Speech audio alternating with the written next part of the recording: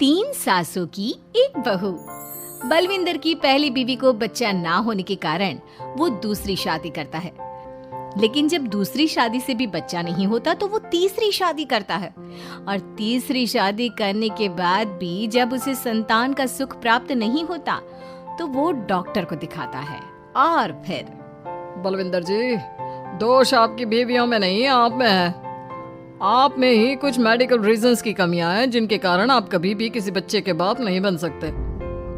अरे बाप रे, ये तो घोर समस्या हो गई। एक बच्चे का बाप बनने का मेरा सपना था और आज वही चूर चूर हो गया।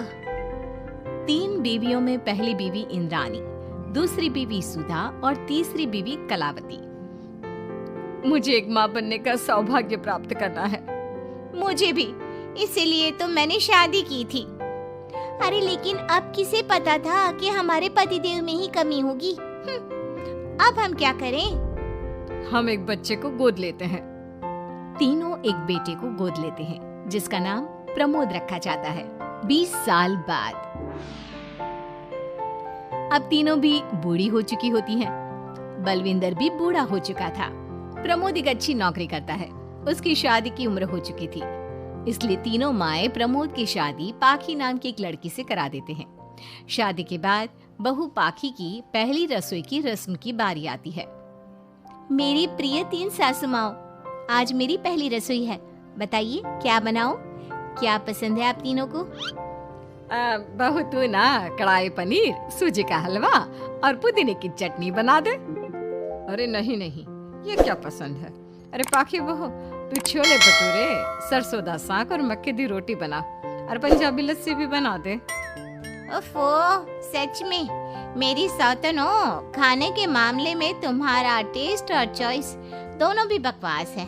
बहू, नॉर्मल सिंपल सात्विक भोजन बना दो और हलवा पूड़ी खीर का भोग चढ़ा दो भगवान को मंदिर में। अरे कैसे तुम दोनों अपनी मनमानी कर रही हो?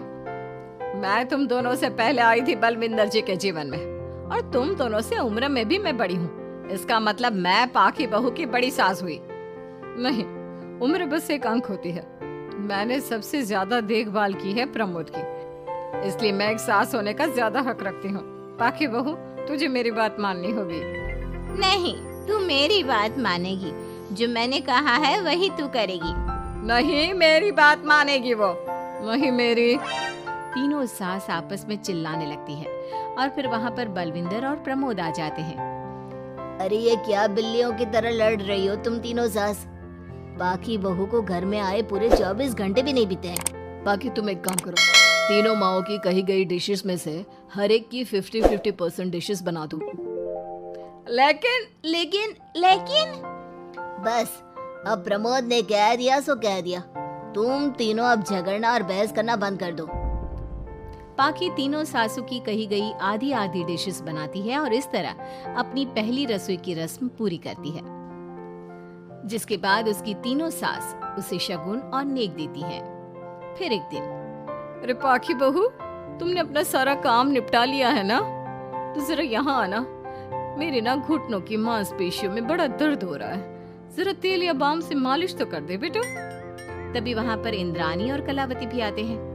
पाखी बहू, चलो मेरे साथ बाजार। मुझे ना नई साड़ियाँ खरीदने हैं। तुम्हारी फैशन सेंस बहुत अच्छी है ना, इसलिए मैं चाहती हूँ कि तुम मेरे साथ चलो। अरे पार्ट 2 देखने के लिए प्लीज सब्सक्राइब करो।